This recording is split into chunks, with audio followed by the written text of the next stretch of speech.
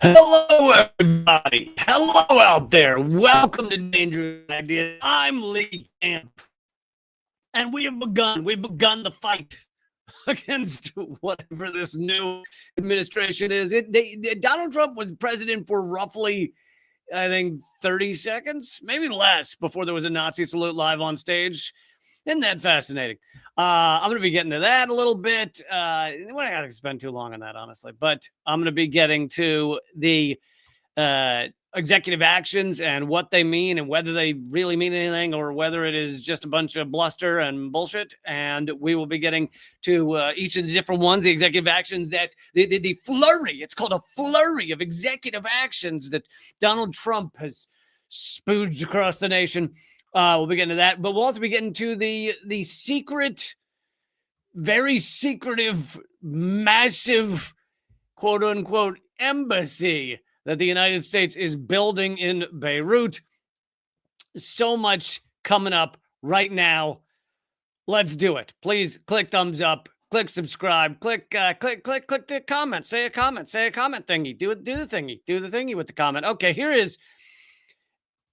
I'm sure you've already seen it, but I'm going to show it because it's there. There it is. Elon Musk giving his Nazi salutes. Then he does it again in case people thought it was an accident.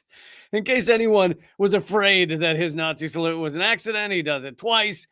There are some interesting aspects to this. Now, I do agree we should not agree with what many are saying, as well as Eleanor Goldfield, if you listen to her recent podcast, that we should not be focused on a symbol. We should focus on the reality of the actions. And we, in many ways, already live in a form of fascism. Fascism is creeping into our lives, into our world, into our day-to-day. So we should be focused on that rather than focusing on whether he did the little symbol on the stage. To me and to many, that is less important than the reality of the actions that are taking place. And I wanted to show this clip. If anyone's wondering about Elon Musk's, Nazi roots, as you might say, this is just 1 minute of an interview with his father, Errol Musk, who, he did many things. Very, very rich man from South Africa, but he also married Elon Musk's stepsister. Not sure which one, but it was his stepdaughter. So it was not technically his daughter, but it was his stepdaughter who he raised as a child. Errol Musk, Musk's father, then married that daughter and had multiple children with her. So awesome guy. But anyway, in this interview, he's talking about the support of Elon's grandparents for Nazi Germany, his maternal grandparents. Her parents came to South Africa from Canada because they sympathized with the Afrikaner government. Okay. They used to support Hitler and all that sort of stuff, but they didn't know, obviously. Afrikaner is, of course, the apartheid government in South Africa. So he's saying that Elon Musk's grandparents on the maternal side supported the Afrikaner government and the Nazi Germany. They used to support Hitler and all that sort of stuff, but they didn't know. Obviously, I don't think they knew what the Nazis were doing. But they in Canada they were in the German party in Canada, and they sympathized with the Germans. Yeah. So when the Afrikaners government came into power here in 1948, then May's father, who was quite an interesting guy, he was a very good pilot. He said he wants to be with the Afrikaners because he agrees with apartheid, you see. You see what I mean? Yeah. And he came out here with his family. And didn't that cause tension with you? Because you don't... Yeah, that caused a lot of tension with me. And because I was a director of NUSAS, which was a National Union of South African Students, which is a very anti-apartheid body, you know. And I argued with them a lot. And they used to tell me, they used to be like rude to me, you know, and the parents. And then... Now, I don't know whether Errol Musk actually fought against apartheid. That sounds like it might not be true, but either way, he's saying that Elon Musk's grandparents were Nazi supporters. And so now you have Elon Musk, the richest man in the world, on stage doing a Nazi salute, which he has now said was just him giving his heart out to the people. It wasn't a bad thing at all. And he said, "Oh, his response was, oh, the everyone's Hitler trope is getting old." Yeah, everyone's not doing the Sieg Heil on stage. I got news for you. Here's one other fun aspect you can share with your friends is that the U.S. used to have the Nazi salute as our Pledge of Allegiance until the 1930s. It was called the Bellamy salute. And here's an image of children doing it. There's another large classroom of kids doing what we now know as the Nazi salute. There it is again. They phased this out. This is in California in the 1930s. They phased this out as Adolf Hitler and Nazi Germany got more and more popular. But yeah, wow, this is 1942. So they waited a while. They waited a while to decide this was problematic. But it does go to show that symbols change over time. Unfortunately, I don't think, Elon Musk was trying to create a new symbol. I think he was trying to do the old symbol. But yet again, I think one of the most important aspects of this is we need to be furious and angry and protesting the actions of a fascist government rather than the symbols of a fascist government. You should be equally angry for the way the Trump administration or the Biden administration have brought fascism into America, the largest police state in the world, largest prison state in the world. We should be equally angry with that, whether Biden's doing a Sieg Heil or not. You see what I'm saying? And one other fun aspect to this is that the ADL, the Anti-Defamation League, which is a pro-Israel, pro-genocide outfit, they claim to go after and stop anti-Semitism, stamp it out. They'll call any support of Palestinians at all. If you just look positively in the direction of a Palestinian, the ADL will call it anti-Semitic. They will yell at you, "You are anti-Semitic," because you said that Palestine should be free or Palestinians should have their own sovereignty or their own rights, those type of things, all anti-Semitic. But they did put out a statement saying what Elon Musk did was an awkward gesture in trying times, or however they described it. They called it an awkward gesture that was not a Nazi salute. And why would they do that? Why would the organization that supposedly is so centered on stopping anti-Semitism, why would they fall all over themselves to say, "Oh, no, what Elon Musk did is great"?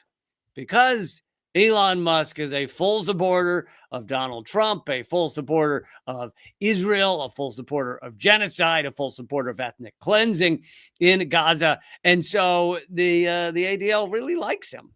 And so they don't want to see this get in the way of their bromance, By the way, if you were wondering how the ceasefire might go in the coming days, Trump has already stated that he's not confident that Israel-Hamas ceasefire will hold as the truce enters its third day. And to me, this is a bit of a signal that whatever backroom dealings went on, backroom discussions went on between him and Netanyahu or him and others or his second in command and others, whatever the conversations were, to me, this seems like it was probably a signal that in the discussions was have a ceasefire the day I get into office so that I can say I got it done. So I can say, look, I'm different. And then, if the ceasefire falls apart a week later or whatever, they'll find a way to blame it all on Hamas. And they'll say, oh, we Israel was dying to stick to it, but Hamas was just too evil. And Trump has already said in the negotiations that he would support Israel no matter what. if they end the ceasefire and they go back on the ceasefire, they begin bombing children again, even if they begin killing, murdering innocent civilians on a daily basis again, Trump will be there waving a flag saying, love you, brother. Maybe giving them the Sieg Heil. So he's already showing signs that he's fine with the collapse of the ceasefire. I mean, but because I don't like to see any bomb falling, I am very much hoping that it holds, or whatever form it stands in right now, that holds. I mean, obviously Israel is still killing Palestinians. Also, there's something going on in the West Bank where they're cutting off roads and arresting people. As I said last time, what is Lee just went 2012 YouTube? What does that mean? Sorry to get sidetracked. No True Flag says I went 2012 YouTube. I what stopped me was I thought maybe he meant that the stream was buffering or something like that, and so I was like, well, I got to fix that. Anyway, the video quality sucks. So here's the thing: I can stop streaming in 1080, which is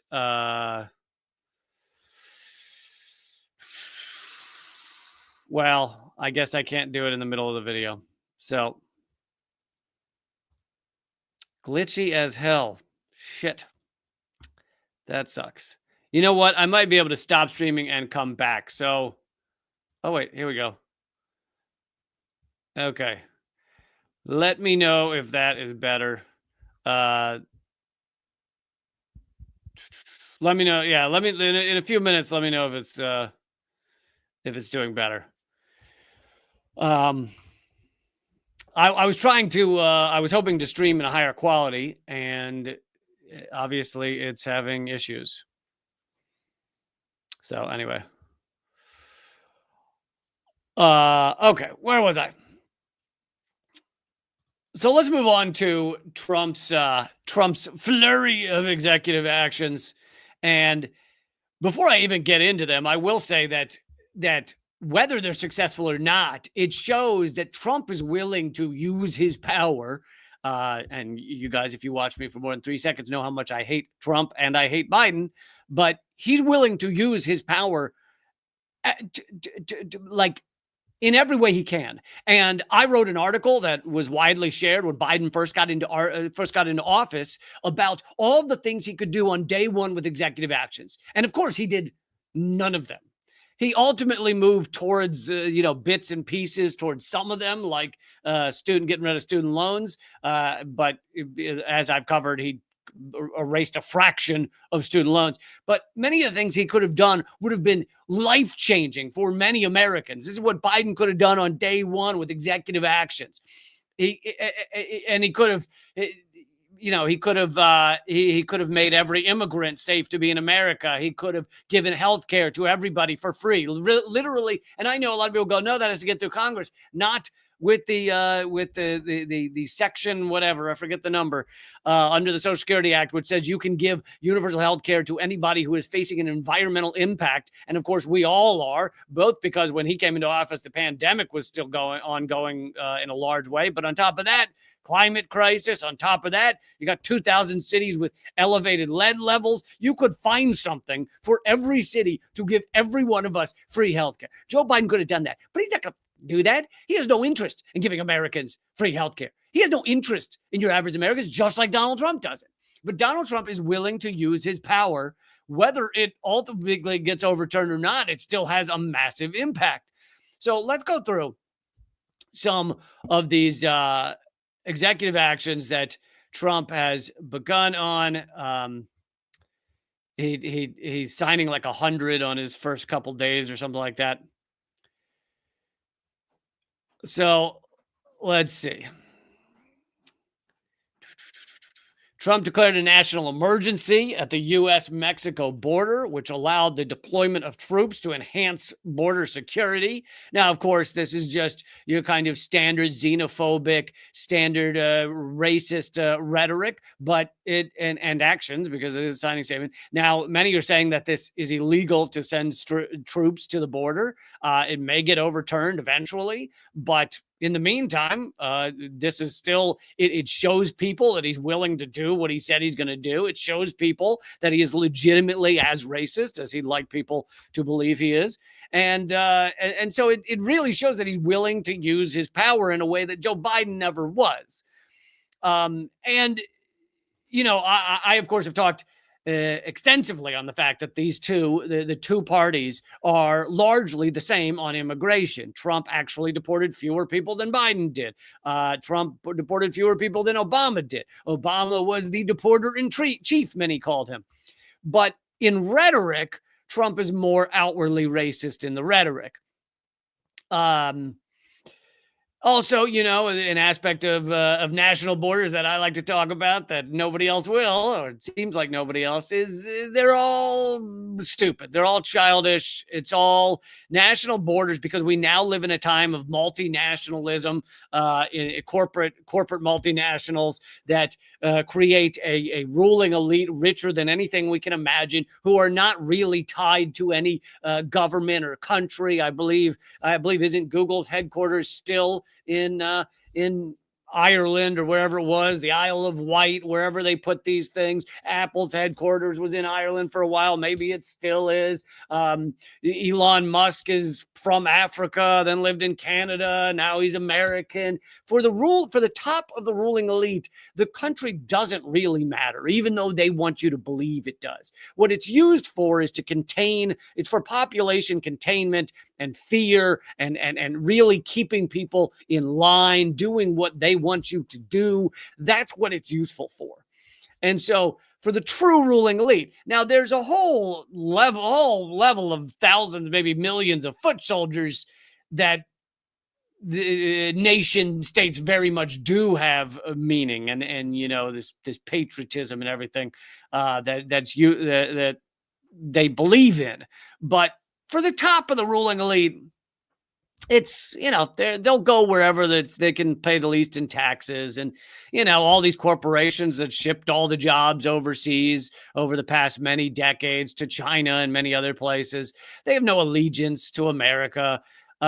So, you know, even when I say the U.S. empire, I'm really talking about a corporate ruling elite that is using the U.S. empire to achieve their aims, which is power, extraction, hegemony.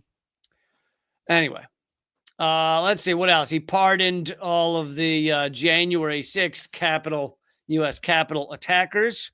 You know, many have talked about the fact that there were infiltrators within that group. There were several, I don't know the exact numbers, but FBI agents, FBI informants. Now, but this does not mean, I think that it's a easy conspiracy to say, oh, that means the FBI did it. I don't think there's evidence that the FBI really did it. I think they infiltrate a lot of these groups, and then they you know, you also have the evidence that many of the cops stepped aside. I do think that a lot of the police, you know, they probably liked Donald Trump and they probably wanted to see him you know, overtake that election. But I don't have as like this fiery view of it as some people do, because I view these two parties as the same. They are the ruling elite. They're two cheeks of the same backside, as George Galloway says. And so to be like all in for one side, Trump had the election stolen. You do realize these two parties actually agree on 90% of the structural issues of this country. So to pretend as if we're going to that one of them is everything and the other one's nothing, then you're just falling into the same bullshit arguments that they're pushing on you, that Elon Musk wants you to believe, that Donald Trump wants you to believe, that Joe Biden wants you to believe, that Kamala Harris wants you to believe. Let's see here. What else do we got? Restoring biological truth. Now, these are these kind of social issues that are mainly used to get voters to come out, but a lot of it is bluster. Some of it can impact lives, and it is you know, sick to see how you know, phobic people are, of trans people, homophobic, whatever phobia you have. It is sad and sick. I don't believe that on a larger level, this doesn't seem like it's going to have massive impacts on people. Hilariously, in the actual writing of the bill, the way they worded it, they basically, because we're all technically female at conception, look it up. We technically have female genitalia at conception, and the way they worded it as something about your gender at conception or something like that, it basically basically his executive action says that everybody is female now. Accidentally, but it's pretty funny. So now I'm hearing that maybe the video is glitchy no matter which way I'm streaming. So maybe it's not my fault. Don't know. Okay, let's see. He paused the TikTok ban. And by the way, so there have been admissions by some in Congress, etc., that the TikTok ban did have to do with stopping the truth coming out about Israel. And I was banned by TikTok. TikTok didn't get banned for me. I was banned by TikTok. That's my version of the we didn't land on Plymouth Rock. Plymouth Rock landed on us. TikTok wasn't banned for me. TikTok banned me. I was banned by TikTok a year ago for all I'd been using it for about 2 months, and I'd largely been talking about the genocide in Gaza. So I was banned for that. Now, they didn't say that. They didn't even give me a reason. They just banned me and gave me no reason, no right to appeal. So I don't really have a TikTok. But so it had a lot to do with revealing the truth about Israel. However, it also is true that Trump and some of the others really do want to stop anything that's a Chinese company, because China is becoming the more prevalent and stronger economy around the world. So Trump will likely still force through the U.S. sale of TikTok, is my guess. Elon Musk said they're even trying to push him to buy it. So TikTok may still have some serious like sales that it may be sold to. For a while, it looked like it was going to be sold to Goldman Sachs, so it may still be sold. From what I've heard from people, it is heavily censored TikTok now. People have been saying that if you just search for things like fascism or anything like that, you can't find anything. So the censorship is getting pretty extreme, it sounds like, on TikTok. But the kind of the deeper level, to get a little bit at the deeper level of why would TikTok need to be banned or censored or what? If you look at each of these social media platforms, the big ones, each of them was forced to come into heel by the ruling elite. For a while, Facebook was more free. Back in like 2016, things could organically be shared, and that's when you had the rise of Trump, but you also had the rise of Bernie Sanders, etc. And after that, Facebook was forced to have government minders just about, and brought to heel by the U.S. corporate governance. And the same happened with YouTube. YouTube was kind of brought to heel. You had executives at YouTube saying they had stopped 70% of the viewing of extremist content. But of course, what they view as extremist content is, my stuff, because I say the U.S. empire needs to be dissolved. That's extremist content, apparently. If you're anti-war, if you're anti-U.S. empire, if you're anti-genocide, that's all extremist content, so we will suppress it into oblivion. So we saw each of these larger platforms forced to be chained down, and TikTok then arose as one that was kind of outside of these restraints, and the U.S. government had to stop it. And they've succeeded. Whether it's been sold yet or not, they've succeeded, because it's now heavily censored, from what I heard, and I've been banned as well as many others. And then you look at Twitter, and Twitter was brought to heel initially by, we now know from the Twitter files, by the CIA and the FBI, having regular meetings with Twitter and telling them what's allowed and what to suppress. Then Elon Musk bought it, but now Twitter is brought to heel in another way. It's run by one of the factions of the ruling elite, and my stuff is still heavily suppressed, and so are many others. Many people are still banned. Twitter X agrees to actually more censorship from foreign countries than it did before it was sold to Elon Musk, et cetera, et cetera. Okay, let's keep going on his awesome executive actions here. Renaming the Gulf of Mexico the Gulf of America.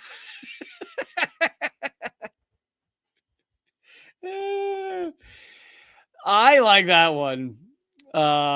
Because it is so childish. It's just straight up like Stephen Colbert when he hosted the Colbert Report and he was a fake right winger. It's like, we're going to name it the Gulf of America. Why don't you just name everything America? It's no longer the Pacific Ocean. It's the America Ocean. It's no longer the Atlantic Ocean. It's the America Ocean number 2. It's no longer Europe. It's America, baby junior.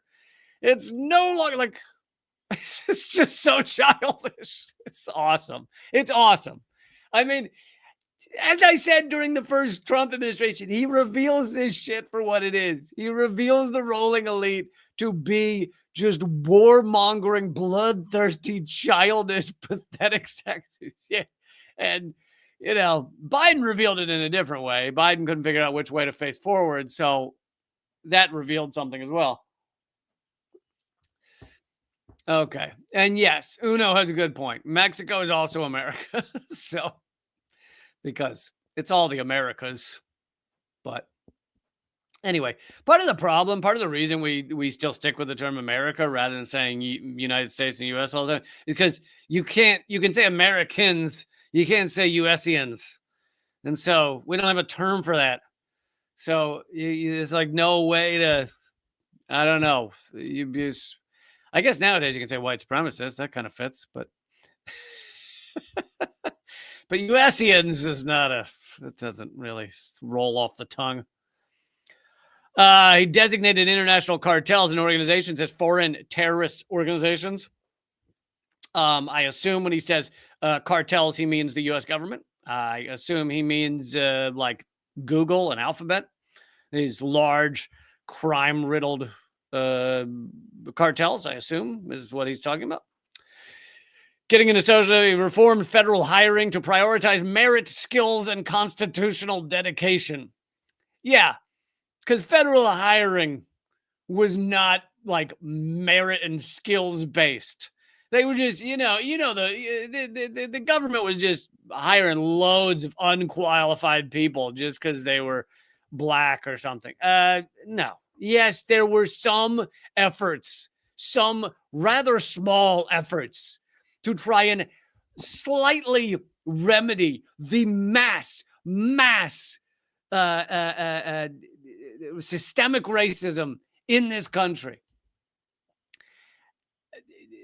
Like there have been studies. I know this is not a good. You're supposed to be a good independent YouTuber and analyst these days. You have to be opposed to any efforts to decrease racism in America. I know that's what it's supposed to be, and yet many of them still call themselves left wing. I'm left wing. I just believe racism doesn't exist.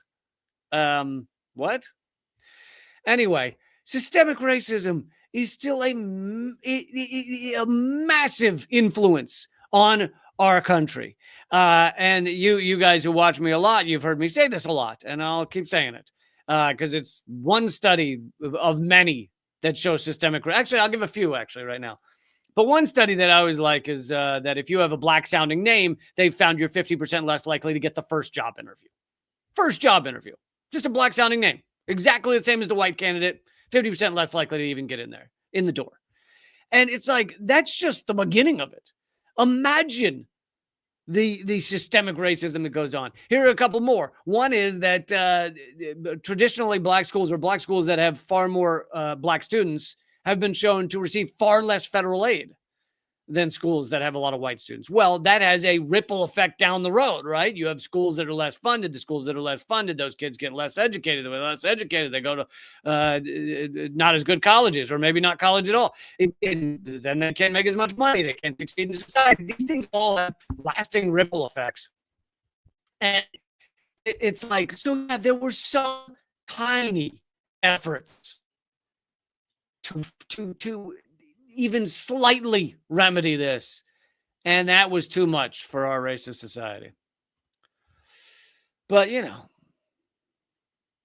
but the other thing to keep in mind in terms of like how important are some of these signing statements and how impactful are they? Well,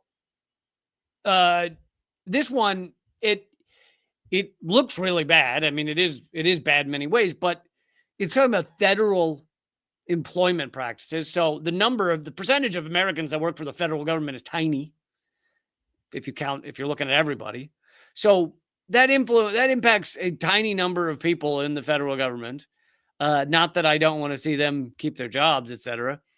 And then on top of that, you'll probably have lawsuits and things that'll slow that down. So I don't know. Some of these may have a big impact quickly. Some of them may have very little impact, almost at all.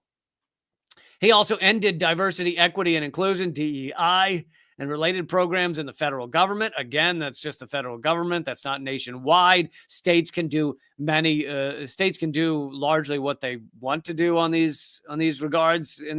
So some states actually care about DEI. Now, DEI is a double-edged sword. At times it may, like I said, help remedy some of the systemic racism we have, to have some, or the systemic homophobia that this country has, or the systemic transphobia this country has. It may have a positive impact in some regards. In other areas, it's largely like, hey, we're the CIA and we hired a gay person. That makes us good and wonderful. It's like, no. You're still bloodthirsty maniacs causing coups around the world and destroying people's lives. It doesn't matter if you have a gay guy at the computer. But so it can work either way. Okay, I already did the gender one. Government, let's see, established the Department of Government Efficiency. Oh yeah, the DOGE, to modernize federal technology. Now, if you're unclear on what this is,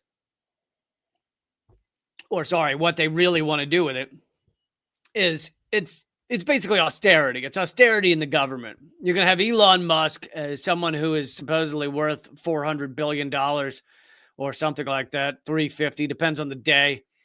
Elon Musk could end world hunger overnight if he wanted to actually put his money towards that. He could give everyone clean water around the world for many years and save millions upon millions of lives. And he would go down in history as the guy who gave his money to save millions and millions of lives of mainly children. Children and older people are the ones who tend to die from dirty water easiest. So he would save millions and millions of babies and the small children. And he could do that with his own money. But he won't. He has no interest in that because he has no interest in humanity. He is a sociopath, as are so many of these ruling elites. They are sociopaths. They have no understanding of humanity or other human beings. And we have a system where they uniquely rise to the top. They get up there.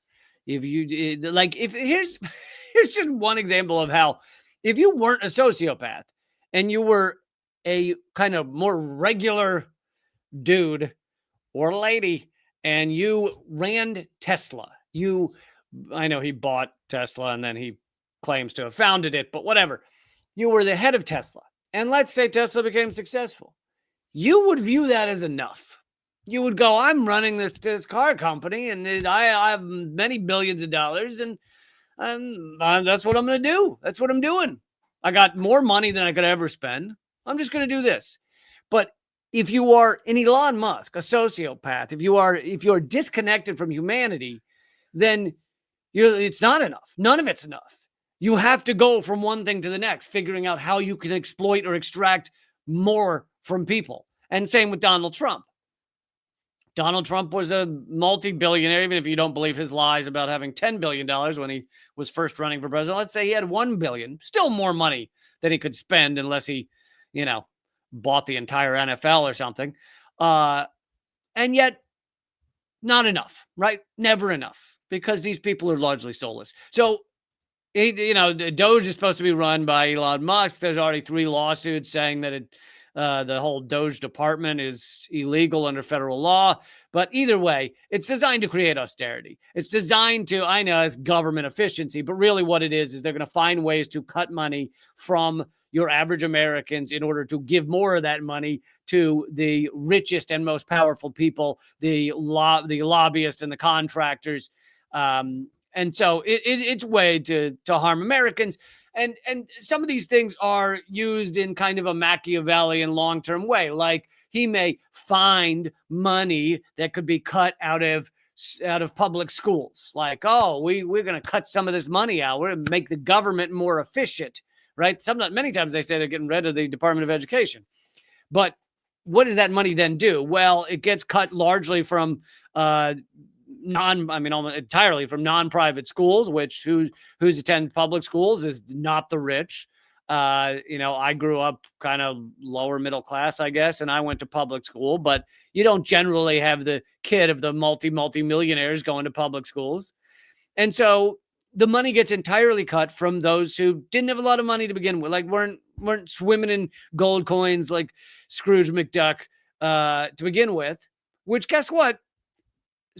Consolidates the status quo. It allows the rich to be more educated. And I know there's arguments as to what we're getting educated about, but still, it allows them to more easily get into the top colleges. You're more easily going to be fast-tracked on the various business tracks. Various corporations are going to hire you more. And it really helps to cement that class structure. This is all about class war.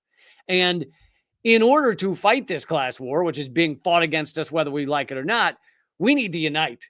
And we need to unite with Trump voters and Biden voters and all these idiots. But I realize that's not the way to unite with.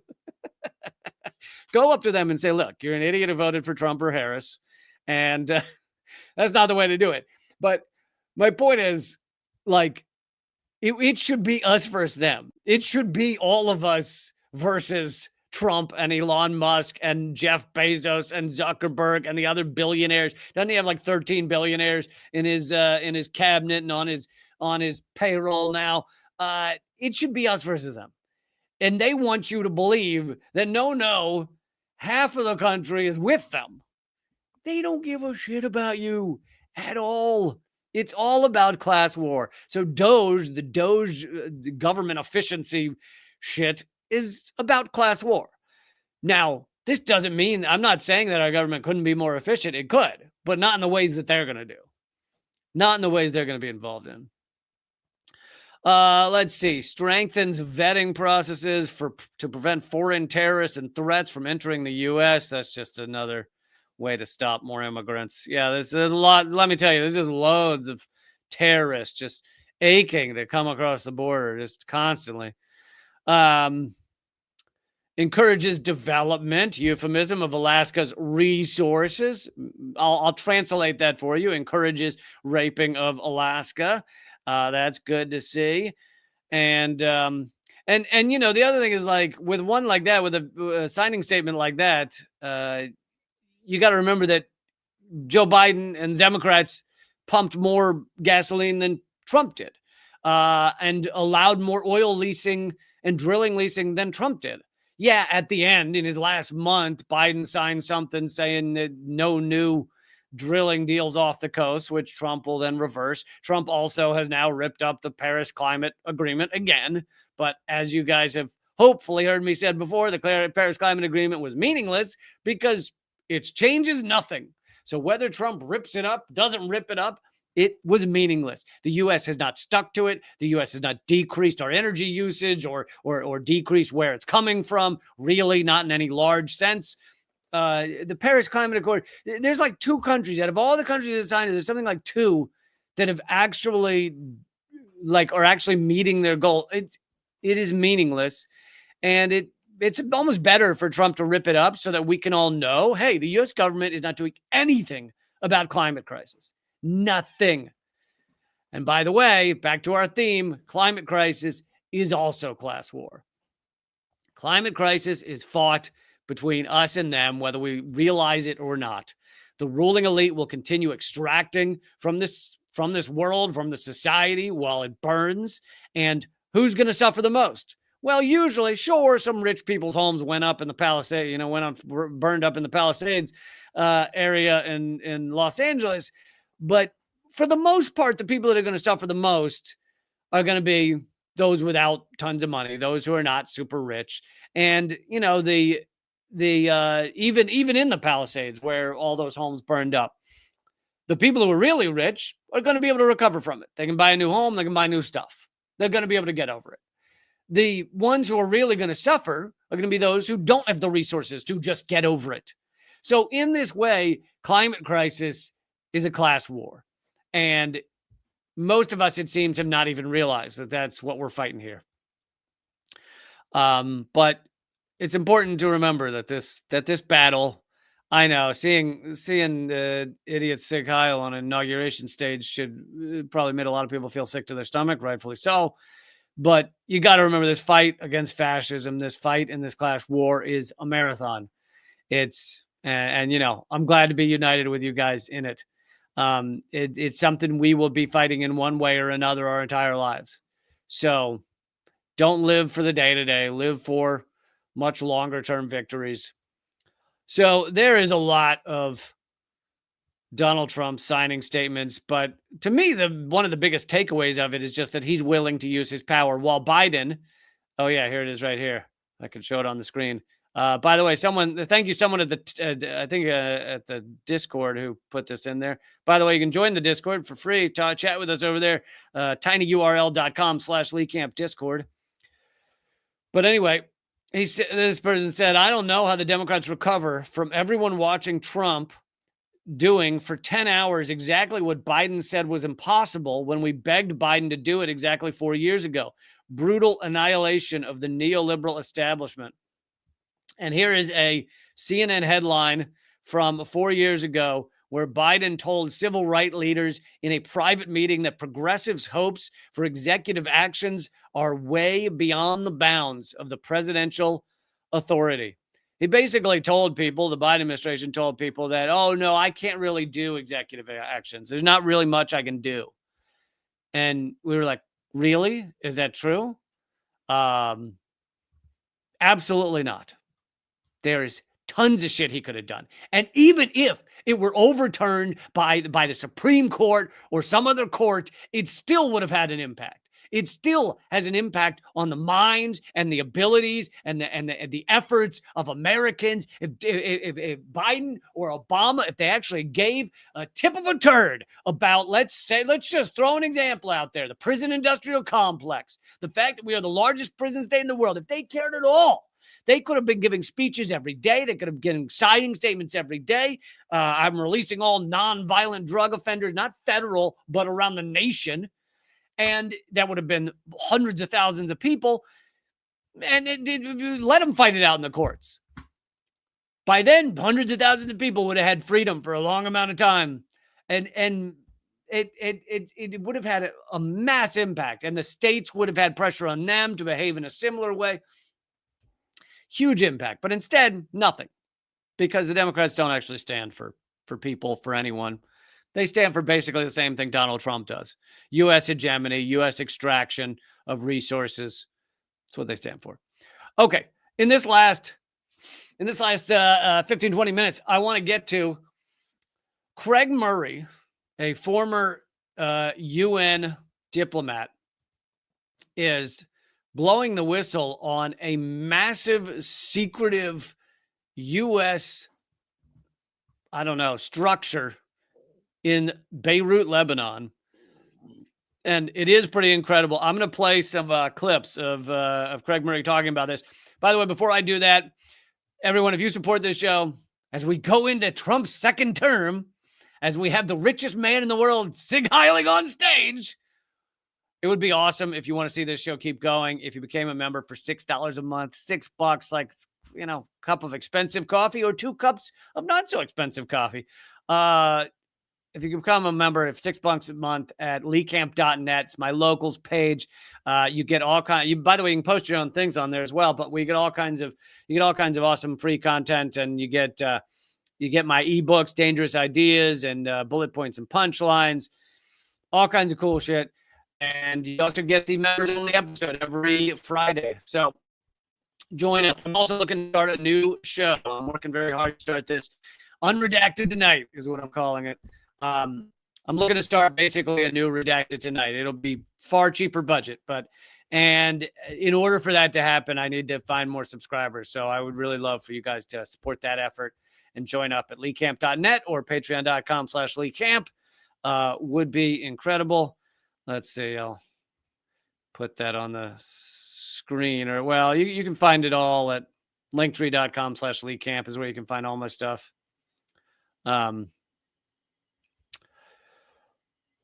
But okay, so here is Craig Murray. I'm going to jump around in this 15-minute video he put it up. But like I said, he's a former British diplomat, and he has been awesome. He's been awesome on Julian Assange and everything else. Always good to listen to what Craig Murray's saying. Let's see here. Here we are in Beirut, overlooking the construction of the new United States Embassy complex here in Beirut. And what you're seeing there, that massive range of buildings, that's only a part of it. That's about a quarter of the new complex. It's being built here. That is the second largest embassy in the world, of any country anywhere in the world. The second largest embassy in the world is being constructed here in Beirut by the United States. And we can't find out officially from the State Department, but we understand that the complex is built to house 5,000 staff. I used to be an ambassador. I know what an embassy does. There are basic functions of an embassy. It can run political relations with the country. It issues visas. It can do press and public relations. It can administer aid. It can do defense cooperation. And most embassies have an intelligence section. But that is not an embassy. That is something 50 times the size of what an embassy would be in a country like this. 50 times the size of an average embassy. This is in Beirut, Lebanon, that the U.S. has been constructing for years. And he goes on to talk about the sheer number of staff. I'll skip over a little of this, but he calls the embassy to see if they'll answer questions, and it's an automated list. Push number 1 for this, number 2 for that, number 3 for USAID. And he says, no matter which number you push, when you push it, it just goes, goodbye. Which, amazing way to handle that, U.S. government. Well done. Well done on that. Okay, let's see here. I want to get to, he's talking about the number of staff in embassies. Diplomatic list for the United States of America.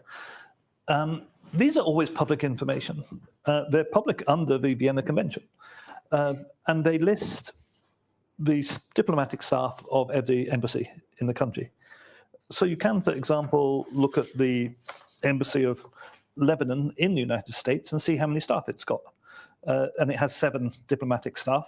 And it also lists their spouses. It's a list of everybody with diplomatic immunity. That's why it's published under the Vienna Convention. The embassy of the United Kingdom to the United States of America is one of the world's larger embassies. It's an embassy between 2 of the wealthiest countries in the world, 2 of the top 8 economies. And as you'd expect, there are a lot of diplomats there handling relations. And it runs to, I think, 120 names, many of whom have spouses. So he said 120 in that embassy. Earlier in the video, I don't know if you caught it, the U.S. has said how many staff are in the U.S. embassy in Beirut? 5,000. 5,000. So 120 in this large embassy. He goes on to list the numbers in other embassies, and the max is like 200 people. and yet there's 5,000 in this massive complex in Beirut. And it raises the question, what in God's name is going on in Beirut? What is the U.S. planning? And I want to get to another clip here. Let's see.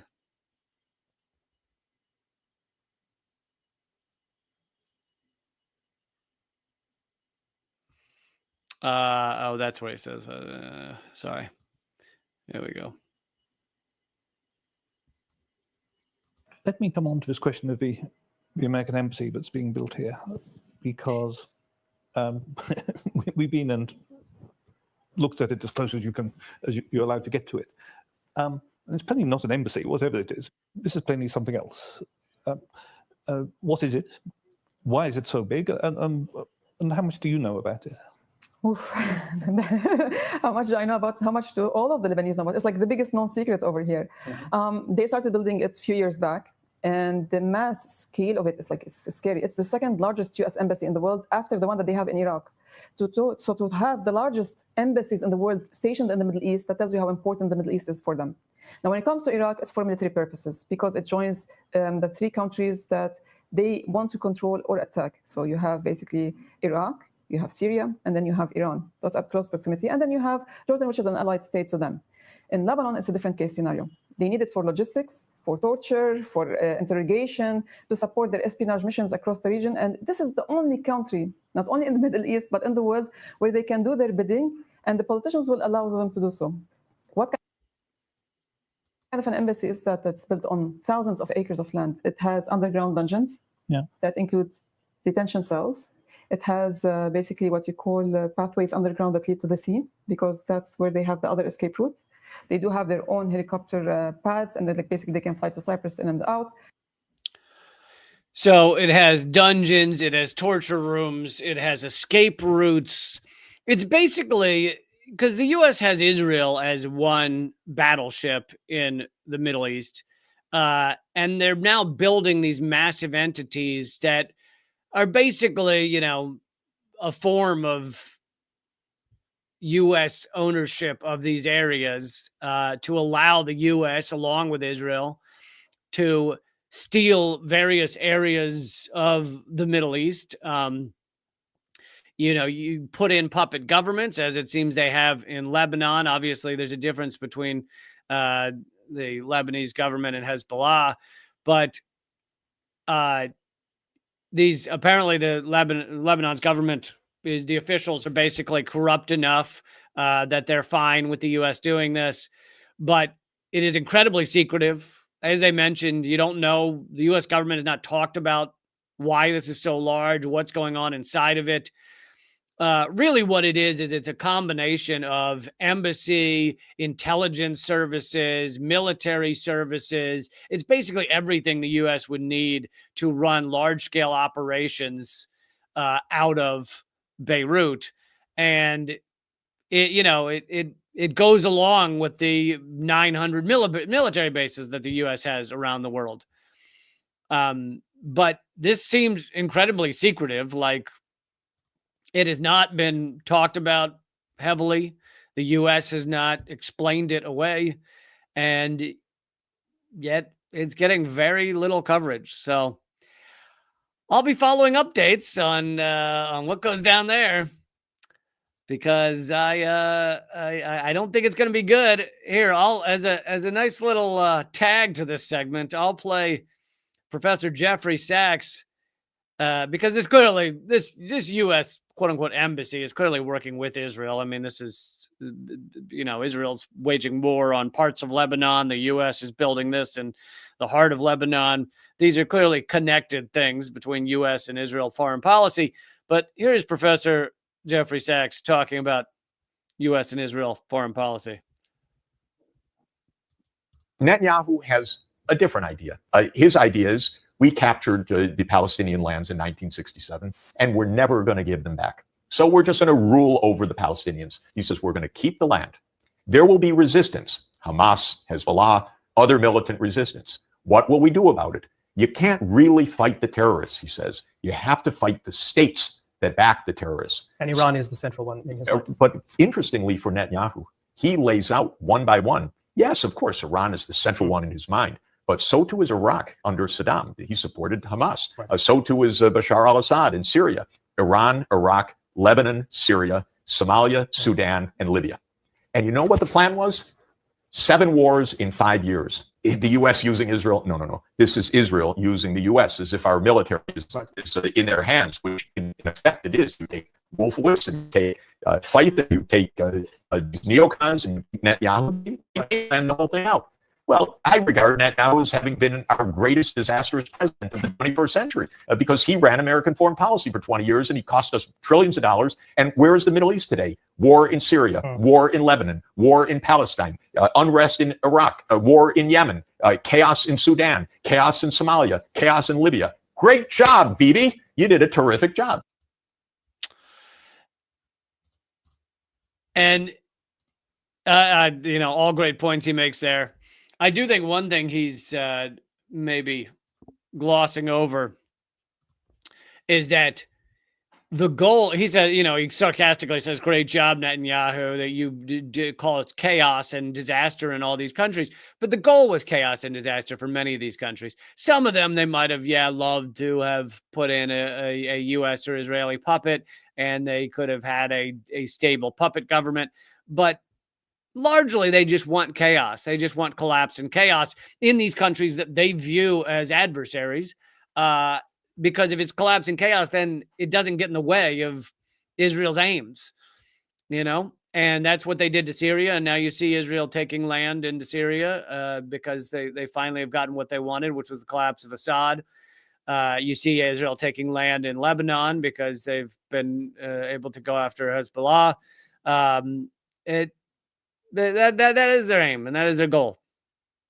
So it's the chaos is not an accident. It's not whoopsie, we collapsed Syria. Whoopsie, we destroyed Libya and created open air slave markets and warring warlords in Libya. Those are the aims. Those are the goals. It's just chaos, disaster, and who suffers the most? The average people, usually. The richer people in these societies, and most societies have some corrupt rich folks at the top. Most of them are sociopaths. The rich folks generally can get out. They can find ways to avoid the worst of it.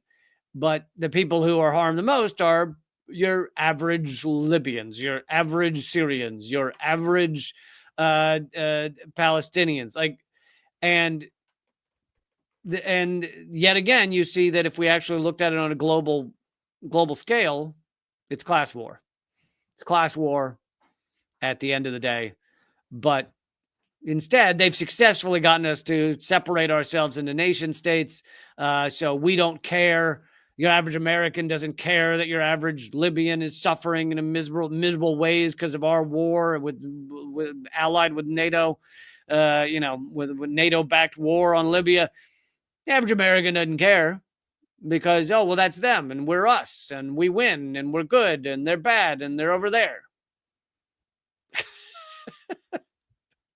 Instead, we should care. We should care about all the lives we destroy with our endless war. All right. I hope I said something this hour. It's tough to say. I feel like we talked about some important shit. Okay, I am, let's see, unfortunately, there's no government secrets tomorrow. Graham is dealing with the whole fact that Los Angeles is on fire. So no government secrets tomorrow, but I will be back with a live stream. I live stream 4 days a week, Monday, Tuesday, Thursday, Friday, 3 p.m. Eastern, noon Pacific, and you just need to show up. I'd love for you to hit subscribe, hit the bell icon, do it, but you just got to show up because you're not going to get the alerts most of the time.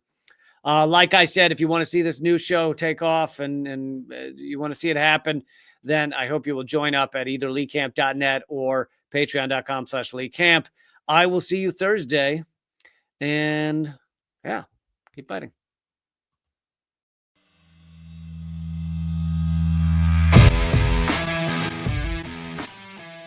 Well, brother, I salute you, though, man. You're one of the few that bring together this tremendous artistic talent and still be in so such deep solidarity with oppressed people.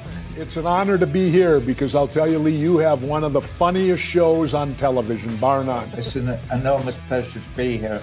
While I was waiting, I was leafing through your wonderful book. The same to you. I love your show. Be happy to come back anytime. Lee, this is one of the great honors of my long career, just to be in the same earth with you. I'm sure. We're just so blinded. We have so many blinders on because our society doesn't want us to know things. And so it takes shows like your show, and it is clearly designed to eradicate. Hey, good to see you. Hey, Jill, how are you? Julian, thanks for joining me. Honor to have you, brother. Consumerism is a theory that people should behave this way to help each other. It's not. Mr. George Galloway, thank you so much for joining me in these dark times. Always a pleasure, my friend. Thank you so much, Lee, for having me on. Keep fighting. Ha